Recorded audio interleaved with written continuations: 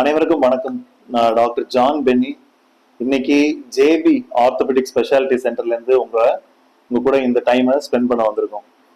So நான் ஒரு எலும்பு மற்றும் மூட்டு மாற்று அறுவை சிகிச்சை நிபுணர்.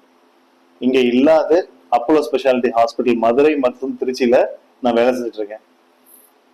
என்னுடைய ஸ்பெஷாலிட்டி முழங்கால் மூட்டு மாற்று அறுவை சிகிச்சை, நுண்துளை ஆர்த்ரோஸ்கோபி சர்ஜரி, அது இல்லாம மினிமலி இன்வேசிவ் சர்ஜரிஸ், இது என்னுடைய ஸ்பெஷாலிட்டியா இருக்குது.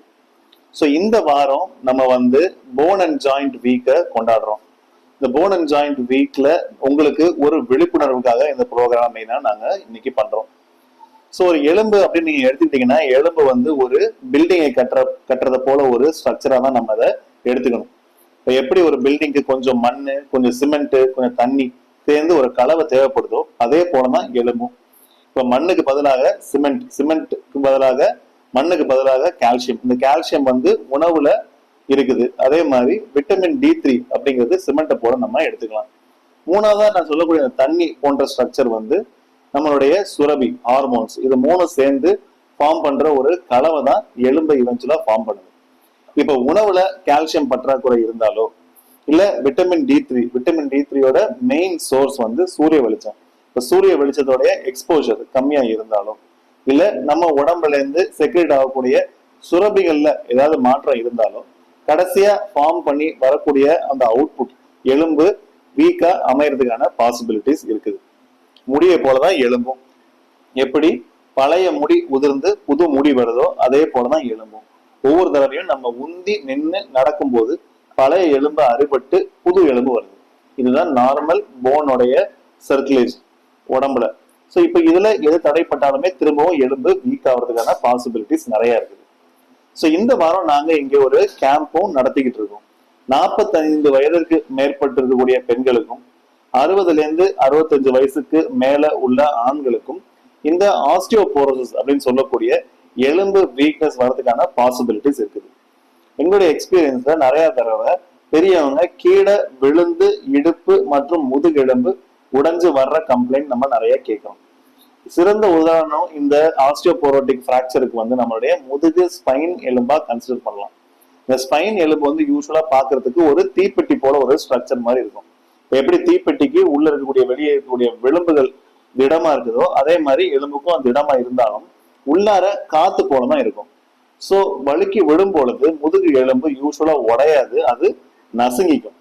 ஸோ பெரியவங்க பாத்ரூம்ல வழுக்கி விழும் பொழுது இந்த ஸ்லரி ஃபார்ம் பண்ணக்கூடிய இந்த கால்சியம், விட்டமின் D3 ஹார்மோன்ஸுடைய டெபிஷியன்சி இருக்கும் பட்சத்துல உடையாது, அந்த எலும்பு நசுங்கி சில சமயம் பின்னாடி இருக்கக்கூடிய முதுகு தண்டையும் அழுத்துறதுக்கான பாசிபிலிட்டிஸ் இருக்குது. ஸோ இந்த விழாத இருக்கிறதுக்கு செய்ய வேண்டிய முயற்சிகள் ஒரு பக்கம் எடுத்தும், இன்னொரு பக்கம் இந்த டெபிஷியன்சி, அதாவது இந்த கால்சியம் குறைபாடு இருந்தால் அதை சரி செய்யவும், சில சமயங்கள்ல தேவையான அளவு முக்காவாசி நேரங்கள்ல இப்போ சூரிய வெளிச்சத்துக்கு நம்ம ரொம்ப பெரிய லெவல்ல எக்ஸ்போஸ் ஆகாம இருக்கக்கூடிய சூழல் இருக்கும் பொழுதும் அதையும் சரி செய்யறது ரொம்ப முக்கியமானதா அமையுது. சில பேருக்கு ஒரு மாதவிடை காரணமாகவோ இல்ல தைராய்டு மற்றும் பாராதைராய்டு ப்ராப்ளங்கள் இருக்கும் பட்சத்துல இந்த சுரபிகளுடைய அளவு குறையும் பொழுதும் இந்த ஆஸ்டியோபோரோசிஸ் ப்ராப்ளம் சில சமயம் சீக்கிரமாகவே வரதுக்கான பாசிபிலிட்டிஸ் இருக்கு. உங்களுக்கு இந்த பற்றாக்குறை இருந்தா அதை சரி செய்து அதை நிவர்த்தி பண்ணி உங்களுடைய வாழ்க்கை நடைமுறையை தொடரும். சென்டர் யானைக்கட்டி மைதானத்தில் இருக்குது. நம்மளுடைய திருச்சி மாநகராட்சி கார்பரேஷன் பில்டிங்க்கு நேர பின்புறம் அமைஞ்சிருக்குது. ஸோ இந்த இடத்துல நான் அல்லாது இன்னொரு டாக்டரும் முதுகெலும்பு ஸ்பெஷலிஸ்ட் இங்க வேலை செஞ்சுட்டு வராங்க. சென்டர்ல உங்களுக்கு என்னென்ன ஃபெசிலிட்டிஸ் இருக்குன்னு தெரிஞ்சுக்கணும்னு நினைச்சீங்கன்னா, சென்டர்ல டாக்டரோட எக்ஸ்பர்ட் கன்சல்டேஷன் இருக்குது. அது இல்லாத முழு நேரமாக இங்க ஒரு எக்ஸ்பர்ட் பிசியோதெரபிஸ்ட் சேவை நடந்துட்டு இருக்கு வித் த லேட்டஸ்ட் எக்யூப்மெண்ட்ஸ். அது இல்லாத ஒரு டயட்டிஷியன் கன்சல்ட் இருக்குது. அது இல்லாத சில பேருக்கு சைக்காலஜிஸ்ட் ஒப்பீனியனும் கொடுத்துட்டு வந்துட்டு இருக்கோம். ஸோ இது ஒரு முழுமையாக அடிபடுபவங்களுக்கோ இல்ல ஒரு வேதனையில் இருக்கக்கூடிய பேஷண்ட்டுக்கோ முழுமையான ட்ரீட்மெண்டாக அமையுது. இங்க அது இல்லாது பல நேரங்கள்ல கேம்ப் நடக்குது. அந்த கேம்பை நீங்க எல்லாருமே யூஸ் பண்ணி பயன்பெறது உகந்ததா இருக்கும். ஸோ என்னுடைய ஸ்பெஷாலிட்டி முழங்கால் ஆர்த்ரைட்டிஸை பொறுத்து இருக்குது. இப்போ ஆர்த்ரைட்டிஸ் அப்படின்னு எடுத்துக்கோன்னா, இப்போ ஒரு முழங்காலை எடுத்துக்கிட்டீங்கன்னா, முழங்கால நுண்துளை ஆபரேஷன் செய்யும் பொழுது அக நோக்கு பார்வையில பார்க்கும் பொழுது உள்ளார பார்க்கறதுக்கு ஒரு இளநி மாதிரி இருக்கும். இப்போ இளநீல எப்படி ஒரு தேங்காய் பின்னாடி ஒரு ஓடு இருக்கோ அதே போலதான் உங்களுடைய முழங்காலும் இருக்குது. இப்போ யூஸ்வலா என்ன ஆகுது, இந்த தேங்காய் சின்ன சின்னதா பழுதாகும் பொழுது பின்னாடி இருக்கக்கூடிய 2 ஓடும் எக்ஸ்போஸ் ஆகி உரசுறதன் காரணமாக தான் வலியும் உராய்வு தன்மையும் வருது. ஸோ இதை தவிர்க்கிறதுக்கு என்ன பண்ண முடியும் அப்படின்னு ஒண்ணு இருக்குது. இதை வந்தா என்ன பண்ணணும் அப்படின்னு ஒண்ணு இருக்குது. ஸோ யூஸ்வலா இது இடை தாங்குற மூட்டுகள்ல தான் வரும். ஃபார் எக்ஸாம்பிள் இடுப்பு, முழங்கால், கணுக்கால்கள்ல ஜாஸ்தி வரும். இடை தாங்காத மூட்டுகள்ல ஆர்த்ரைட்டிஸ் பிரச்சனை விகிதம் ரொம்ப குறைவா அமையுது. ஸோ அந்த தேங்காய் பழுதுபட்டு போய் கொடுக்குற ஒரு நிலைமையில ஒரு 30-40 வயசுக்குள்ள நீங்க இருந்தீங்கன்னா உங்களுடைய உடல் பருமன், அதே நேரம் உங்களுடைய ஆக்டிவிட்டிஸ், நீங்க விளையாடக்கூடிய ஆளா இருக்கீங்க, இல்ல ரொம்ப நேரம் சமணங்கால் போட்டுட்டு இருக்கீங்க, ரொம்ப குத்த வச்சு உட்கார்ந்து வேலை செய்யக்கூடிய ஒரு வேலை இருக்குது, மார்க்கெட்டிங்ல இருக்கீங்க, கண்டினியூஸா பைக்ல டிராவல் பண்றீங்க, இல்ல சின்ன வயசுல ஆக்சிடென்ட் ஆயிருக்கு, ஒரு சின்ன தசைநாறு கிழிசல் இருக்கு, அதை அந்நேரம் பெரிய லெவல்ல பாத்துக்கல அப்படின்னா உங்க எல்லாத்துக்குமே ஒரு ஹை ரிஸ்க் இதுல இருக்குது. இது இல்லாம மரபணு சம்பந்தமாகவும் இந்த ஆர்த்ரைட்டிஸ் ஒரு பாசிபிலிட்டி இருக்குது. அதை நம்ம முடக்குவாதம் அப்படின்னு சொல்றது உண்டு. ஸோ அப்படி உங்க வீட்லயே ஃபேமிலி ஹிஸ்டரி இருந்ததுன்னா இந்த ஆர்த்ரைட்டிஸ் வரதுக்கான வாய்ப்புகள் ஜாஸ்தி இருக்குது. ஸோ ஆர்த்ரைட்டிஸ் வந்தா எல்லா பேஷண்ட்டுக்கும் ஆப்ரேஷன் தானா அப்படின்னு கேட்டா அப்படி இல்லை. சரியான நேரத்துல அந்த ஆர்த்ரைட்டிஸை நம்ம கண்டுபிடிக்கும் பட்சத்துல அதை மருந்துகள் மூலமாகவும் சரி செய்ய முடியும். சில பேருக்கு பெல்ட் பிரேஸ் மூலமாக சரி செய்ய முடியும். லேட்டஸ்டா என்ன பண்றோம் அப்படின்னா முழங்கால் தேங்காய் பழுது போன ஆரம்ப சூழல்ல இருக்கும் பொழுது நம்மளுடைய ரத்தத்துல இருந்தே அந்த ஸ்டெம் செல்ஸ் தட்டணுக்களை பிரிச்சு உள்ளார செலுத்தி அதை ஆற வைக்கவும் முடியும். சில நேரங்கள்ல அந்த பாசிபிலிட்டி இல்லாத பொழுது ஒரு தேஞ்சு போன இன்ஸ்ட்ருமெண்ட்டுக்கு எண்ணெய் ஊத்துறத போல லூப்ரிகன்ட் இன்ஜெக்ஷனும் ஒண்ணு இருக்குது. இந்த ஸ்டேஜை கடக்கும் பொழுது முழங்கால் வளைஞ்சு இருக்கும் பட்சத்துல நம்ம அதுக்கு மூட்டு மாற்று அறுவை சிகிச்சை பண்ண வேண்டிய ஒரு சூழல் வருது. ஸோ அது கடைசி ஸ்டேஜ் 4 ஆர்த்ரைட்டிஸ் வரும் பொழுது தேவைப்படுது. முன்னாடி முழங்கால திறந்து மூட்டு மாற்று அறுவை சிகிச்சை தேவைப்பட்டதா இருந்தது. பட் கரண்ட் ட்ரெண்ட்ஸ்ல முழங்கால பெரிதளவு திறக்க தேவையில்லாதே அதை சரி செய்ய முடியும். ஸோ உங்களுக்கு ஆர்த்ரைட்டிஸ் வரதுக்கான ரிஸ்க் ஃபேக்டர் இருக்கா அப்படிங்கிறத தெரிஞ்சுக்கங்க. அதை டயக்னோஸ் பண்ணுங்க. அதை ஒரு ஏர்லி ஸ்டேஜ்ல கண்டறியும் பொழுது அதை நிவர்த்தி செஞ்சு அதை விட்டு நம்ம ஆபரேஷன் இல்லாத ஜாயிண்ட்டை ப்ரிசர்வ் பண்ணி தப்பிக்கவும் முடியும். வணக்கம், நான் உங்கள் மருத்துவர் மனோஜ்குமார் வீரமணி. எங்கேருந்து பேசுகிறோம் அப்படின்னா ஜேபி ஆர்த்தோபெடிக் சென்டர்லேருந்து பேசுகிறோம். இந்த சென்டரில் என்னென்ன பார்க்குறோம்னா எலும்பு முறிவு சம்மந்தப்பட்டது, எலும்பு பலகீனம் சம்மந்த பற்றி பேசுகிறோம், ஜவ்வு விலகுதல், ஜவ்வு அடிபடுதல், இடுப்பெலும்பு உடையிறதை பற்றி பார்க்குறோம், முதுகு தண்டுவட பிரச்சனைகள் பற்றி பார்க்குறோம், எலும்பு வலுவிழப்பு பிரச்சனையை பற்றி பார்க்குறோம். இந்த மாதம் ஸ்பெசிஃபிக்காக என்ன பார்க்குறோம் அப்படின்னா August 4th வந்து வேர்ல்டு போன் அண்ட் ஜாயிண்ட் டே. அதனால நம்ம ஸ்பெசிஃபிக்காக ஒரு கேம்ப் கண்டக்ட் பண்ணுறோம். போன் அண்ட் ஜாயிண்ட் பற்றி ஒரு கேம்ப் கண்டக்ட் பண்ணுறோம். அந்த கேம்பில் என்ன பார்க்குறோம் அப்படின்னா போன் மினரல் டென்சிட்டிஸ் பற்றி பார்க்குறோம். அது வந்து ஒரு ஸ்பெசிஃபிக்கான டெஸ்ட்டு, ஒரு பேசிக் test to rule out osteoporosis பற்றி பார்க்குறோம். உடம்புக்கு வலுவிழப்பை பற்றி பார்க்குறதுக்காண்டி பேசணும். இன்றைக்கி நம்ம பார்க்க போகிற டாபிக் என்ன அப்படின்னா எலும்பு வலுவிழப்பு நோயை பற்றி பேச போகிறோம். எலும்பு வலுவிழப்பு நோய்னா என்ன அப்படின்னா இட்ஸ் ஒரு சைலண்ட் டிசீஸ். அது காமனாக யாருக்கு வரும் அப்படின்னா வயது முதியவர்களுக்கு, பெண்களுக்கு ரொம்ப காமனாக வரும். பெண்களுக்கு எதனால் வருது அப்படின்னா மாதவிடாய் பிரச்சனை வந்து நின்றதுக்கப்புறம் அவங்களுக்கு வந்து எலும்பு ஹார்மோன் ரீப்ளேஸ்மெண்ட் குறையிறதுனால என்னென்னா போனோட டென்சிட்டி, போனோட அடர்த்தி அளவு குறைய ஆரம்பிக்கும்.